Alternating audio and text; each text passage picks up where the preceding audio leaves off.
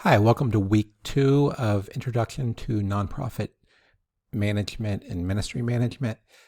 My name is Andrew Sears, and the focus of this week is on what we're calling the Collaborate Quadrant, and that really is focused on human resources and relational skills. So just to provide a little bit of context, in the nonprofit sector, that's going to cover these types of topics in ministry. So cross-cultural management and ministry, Christian community development, urban youth ministry, nonprofit human resources, organizational behavior.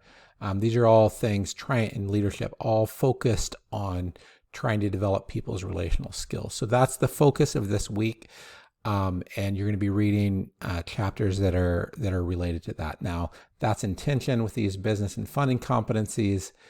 And, in terms of the OCAI organizational map, so if you just mapped the human resources function in an organization and you said, okay, here's the values, most people in the human resources function are going to look like this, and most HR organizations or divisions in a large organization are going to look like this. The same thing would also apply to most nonprofit social service program functions. So you're going to have a lot of people who are very focused on collaborating, right? So, and what I want to do is just talk about some of the key factors that are important whenever you're in the Collaborate Quadrant, to try to connect some dots. So, if you are in the Collaborate Quadrant, then you're going to be looking at, and there's, different types of performance outcomes for if you're in a nonprofit or in a business. And so say you're working and your job is in the Collaborate Quadrant. So you're going to be looking at metrics like employee retention rate, and all of these could also be applied to program participants in a social service organization. So this could be client retention rate, or client success rate, measures of employee or client morale, number of, top quality people attracted and hired, percent improvement in stress-related healthcare costs, return on investment in training and education, and reduction of internal grievances and complaints. So basically, these are all measures of how healthy the employees are doing in the organization, or it could also be the clients in the organization. Now, there are sources for organizational innovation in the collaboration quadrant. So how are you going to find about, where do you need to grow, basically? And what you're going to do is you're going to be looking at employee feedback or client feedback, and, assessing people's readiness to change, making sure that there's high trust, and good modeling of behavior. And whenever you're, creating change, you're listening to people in that process. And then the third thing I want to cover is how to communicate and lead for growth within this quadrant. So if you're trying to help, grow, you're going to help form teams and try to do collaboration across boundaries. So that's one of the things you're going to try to promote in the organization. Try to promote more self-managed teams and try to get more buy-in. Try to institutionalize encouragement. So it's not just a few people doing encouragement, but everyone in the organization is doing that, and feedback and praise and reassurance and recognition. Southwest Airlines is a good example of this. They are outstanding on all of these things, and then, providing modeling. So as I mentioned, most organizations are going to have this tension between the staff with a ministry mindset and the staff with a business mindset. And, what happens whenever that tension isn't there is actually a big problem. I've seen this happen. I've worked with probably 200 organizations. I've been and seen the details in them. We've had interns there, and I've seen probably the most significant tension that's been off has been this. It's either they're dominated by their program people or they're dominated by the business people. And if they're dominated by the program people, they have a profile that looks like this. But the problem is that they become dysfunctional because they don't have enough money. And they say, we're living with all the right values, we have all the right people, but everyone is miserable because they just don't have enough money.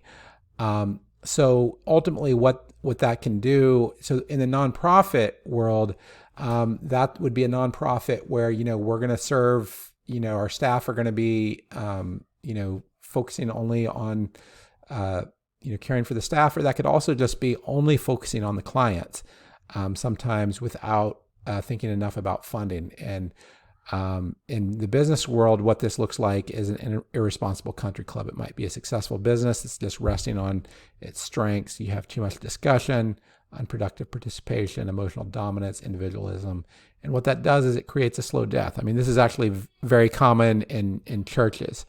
And one of the most common grids that people use in management is this concern for people versus concern for results.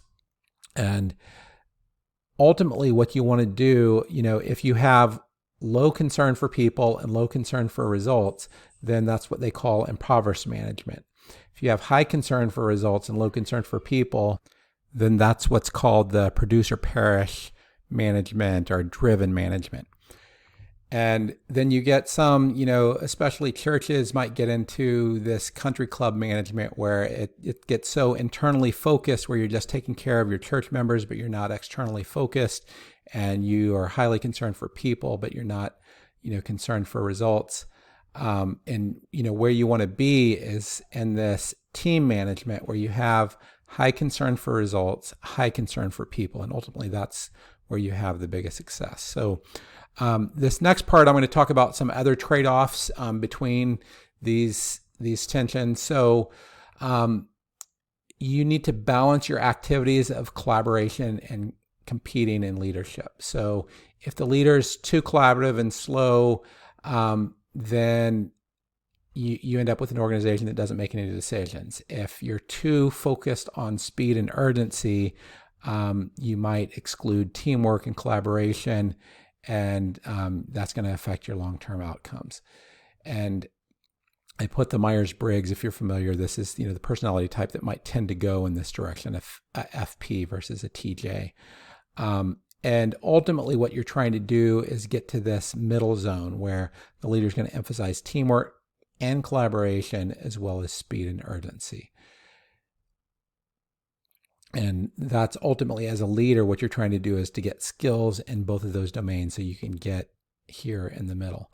Because if you're a highly relational leader, you actually need to be able to hold people accountable and have the tools to hold people accountable, and vice versa, right? So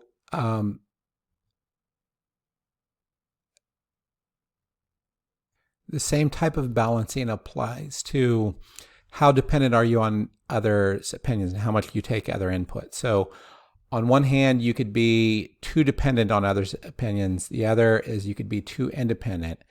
And what you want is you want to be somewhere in the middle where you're autonomous and you're both self-reliant and you engage and collaborate with others.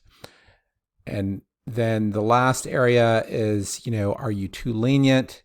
Are you too confrontational? And there's a phrase that's often used in Christian circles saying your truth can only be as great as your love, right? So, and ultimately that's what you're trying to do as a leader, demonstrates caring confrontation. You hold people accountable, but you're also high caring, high expectations. So hopefully that's helpful. And one of the main points we're trying to drive throughout this course as you read these different sections is, okay, what's the strength? How does this strength of this quadrant live in tension with the other quadrant? So hopefully this has been helpful to explain how the collaborate quadrant relates to other quadrants. So if you have any questions, please ask your faculty.